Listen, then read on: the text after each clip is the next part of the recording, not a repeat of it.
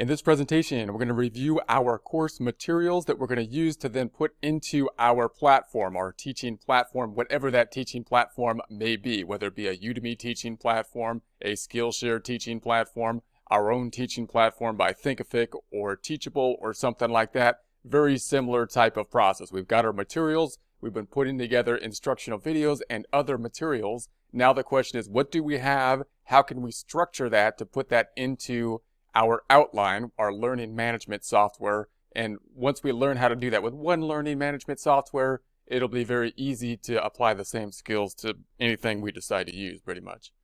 Get ready for business, online business.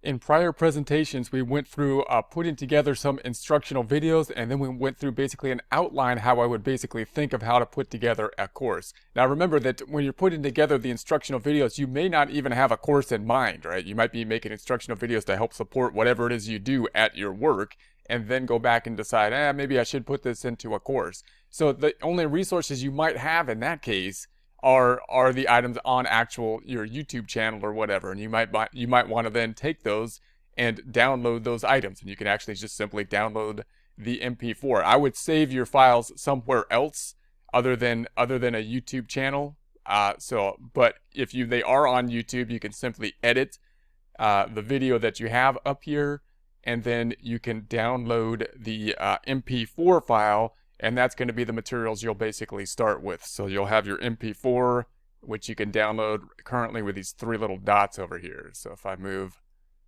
this out of the way, move that out of the way, then you got your three little dots, and that's where you can download. So you can kind of store your files in a way on YouTube. Again, I would recommend having them somewhere else, but you've got that information there. Then we talked about making this outline. So we've got this outline where I would basically think about your course and see how your instructional videos would fit into the course. So we've got our outline here. This is the outline that I would make when creating the course, right? Now we've got our materials together. Now we're thinking about how would we upload this information to a platform.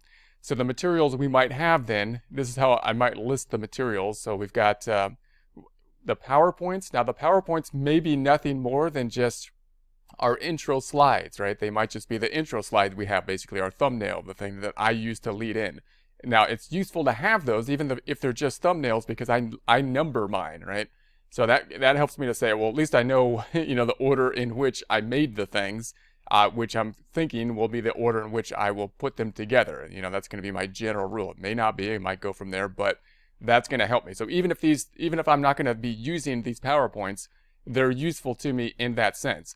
Now, if I use them for something beyond just thumbnails, then I would make these PowerPoints into basically a PDF file, and that's going to be another resource that you can use. So you could take these PowerPoints then, and the way you do that, and we might do this in a little bit, you would just open this up, and then go on the File tab, Save As, and then you just want to save it as a PDF. So I'm going to browse, and then I'm going to save it not as a PowerPoint, but just convert it then to a PDF file. So I'll convert it to a PDF file.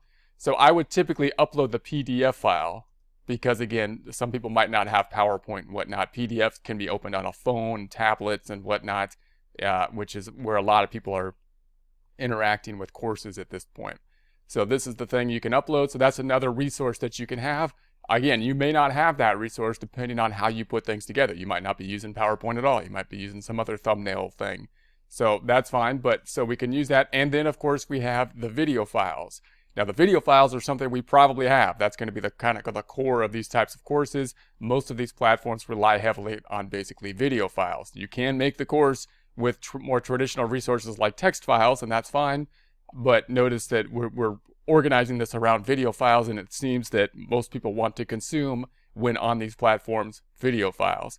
So that's probably what you want to be your primary resource. That's our primary thing that we've been thinking about. So we have those, right? So we got the video files. Then we talked about putting together text and audio files. Now note, with the text and audio files, you may not have them completed yet, right? I'm going to put these together as I go. Now, I don't need all the resources together when I start to construct a course on a platform, because you'll note that these platforms, they only need like maybe 2 to 5 hours of material. I mean, 5 hours is a fairly long course for many of these platforms. A lot of my courses will be longer than that. So as soon as I hit 2 to 5 hours, I could start uploading. I could start selling the course, and it's a reasonable thing to sell on the platform. And you can increase the price if it's something like Udemy after you add more detail. So I would think, okay, I got the video files. I don't have all my audio files or whatever, so I'll just upload the video files. That's pretty good, and then I'll just keep on uploading the audio files as I go. So in other words, I don't need all the materials really when I start opening the course or even marketing the course, and I still have more materials than probably most competitors. I try to make sure that it's a quality course for the price that is out there for whatever material is there.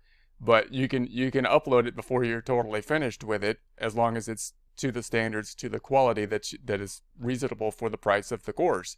So then we also have other course files over here. So anything else that we make, if we make other PDF files, I make a lot of Excel files, of course, when I'm teaching accounting. So these other things are going to be data files that I would then upload to the course, as well as something that the students or whoever's taking the course can then download.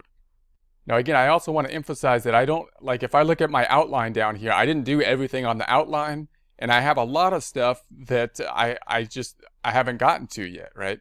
But again, I have much more video content than is necessary for a solid course. So I'll upload the video content as I go, oftentimes, and then I'll plan on continuing to add to it, even though it's already up and running.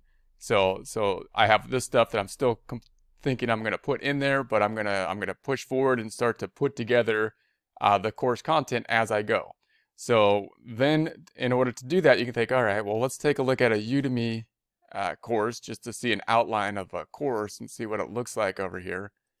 So if I go to Udemy, this is a course. Now, if you haven't done any courses before, you can just look at the outline. So you can go over here and say, all right, let me close it out over here, and then I'll open it up down below, and you'll see what we have are the section headings.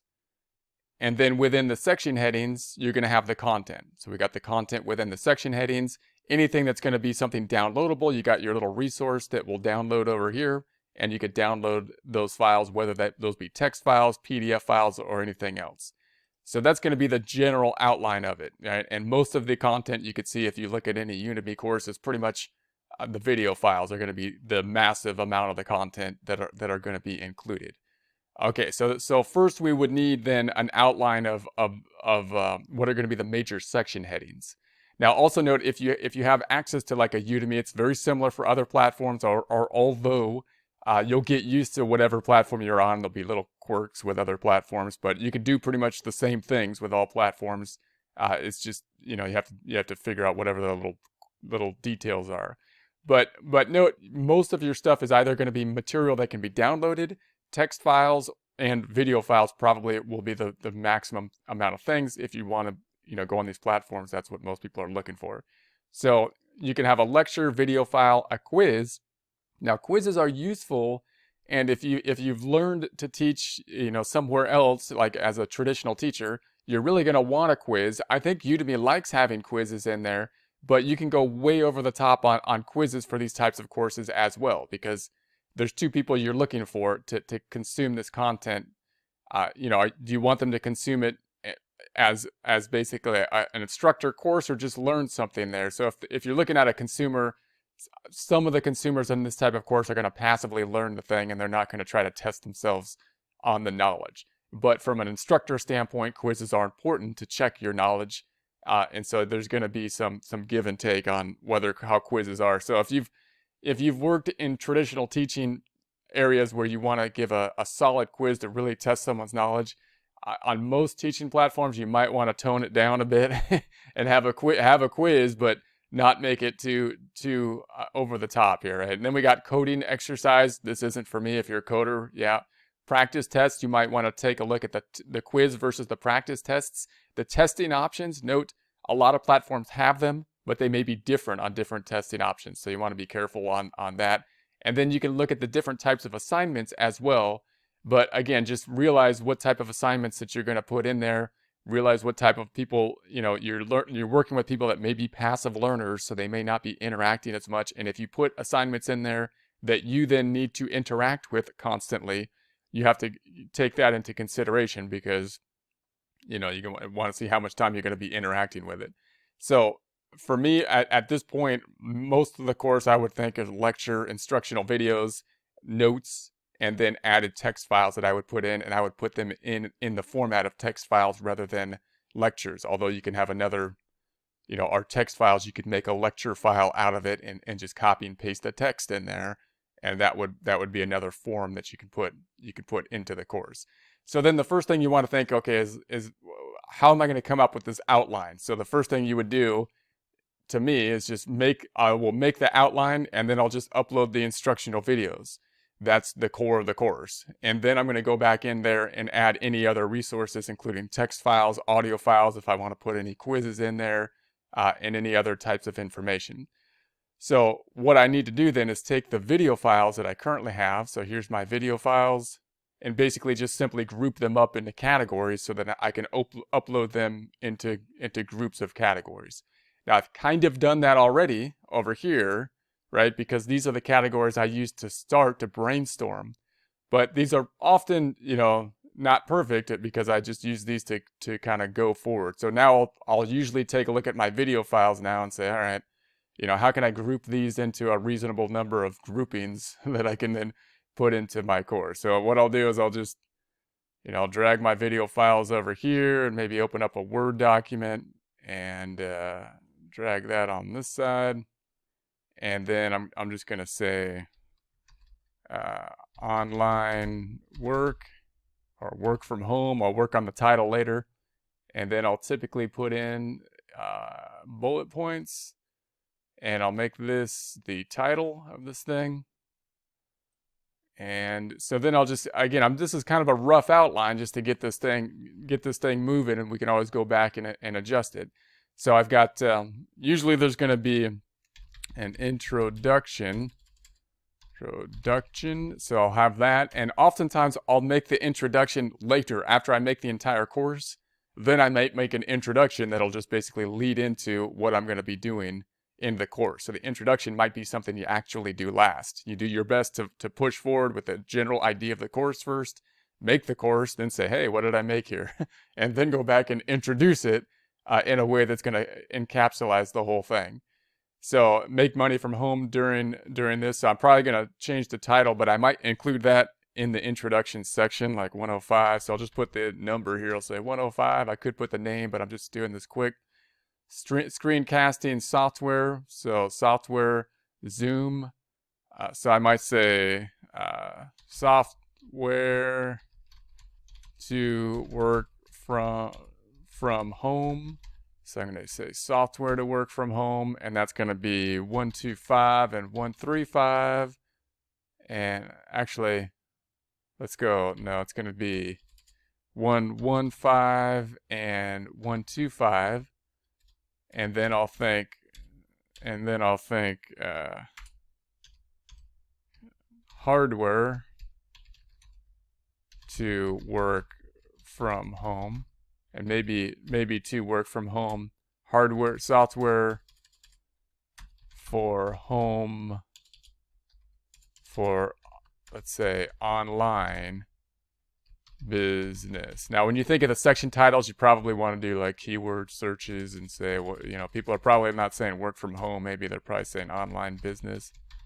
You could check the keywords and see which one would be best on that in terms of what are people looking for. But this is going to be 135 and 142, and instructional video on business model. So then I'll say online business model, something like that. And then that's going to be 145, and then set up basic website, teaching platforms, use podcast. Okay, so then I'm going to say website, and teaching platform. And then I'm going to say this is like an overview of that. Let's say website and teaching platform overview. That's going to be the one, let's put tab 150 and 155. And then podcast, convert video file, convert, okay, podcast, and convert video file to other resources. And so I'm going to try to group all these together. That's kind of a lot in one thing. So I'm going to say that's going to be 162, 166, 171, 176, and then 176, 182, post, and then 186. So that's kind of a lot. So maybe I do podcast, even though it's only got one video in it. And then I put this into a, maybe this 162 should go there. And maybe I bring this one down to here, something like that. Maybe that'd be better. I don't know. Let's see. So then we've got 186 social media, email marketing, affiliate marketing. So social media platforms and email marketing overview, and that's going to be 194 and 202. Virtual assistant hiring. So I'm going to say affiliate marketing, virtual assistants. Why is this here? Get out of here. I really need to get that off my computer. That software bugs me. So 207 virtual assistants, PowerPoint. So then I can say affiliate marketing overview and virtual assistant overview. And then I'm going to say that that's going to be affiliate market 207, 211, and then format of presentation. So I'm going to say PowerPoint and formatting a presentation. And then I'm going to say that that's going to be 221 and 226. And then I'm going to say branding and 231. Now note that some of these items in here, I only have one item in it. If I was to add other resources, it'll build it up a little bit. So if I add text files, I can add another section that will provide the text files, and I can also do an introduction if I want to. That they could make it a little bit longer. So I'm not too concerned about having just one item in there. We could expand on them, and so that looks like a decent general breakout. Now again, once I do that, I would go back in here and maybe spell it correctly. That might be helpful. Some people like that. Doesn't matter to me really. But in any case, then you might want to go back in here and then refine, check your titles, that your content is somewhat spread out somewhat evenly. Like, it looks pretty good. And then you want to go back in and check your titles and your heading. So this should be online business, and maybe this is my actual title of the course, work from home, or and that might be catching more keywords there. And then you could have introduction, and again you might say introduction to working from home or online business, software for online business, hardware for online business. Now notice this keyword all the time: online business model, and model, and website and teaching platform overview. And then you could put for online business, podcasting as part of online business model. Convert video files to other sources to use in online business. I still spelled it wrong. I did it like 3 times. Whatever. Social media platform and email marketing. Overview for online business. Affiliate marketing. Affiliate marketing overview and virtual assistant overview for online business. PowerPoint and format PowerPoint software and formatting a presentation for online business. Branding for online business. All right, something like that. So that's a general kind of overview. Now we've got our outline, and next time we'll take our outline and we'll actually start, building that in a platform. And we'll start with Udemy, but you can do the same kind of thing for any type of platform. That's it for now. Let's get out of here.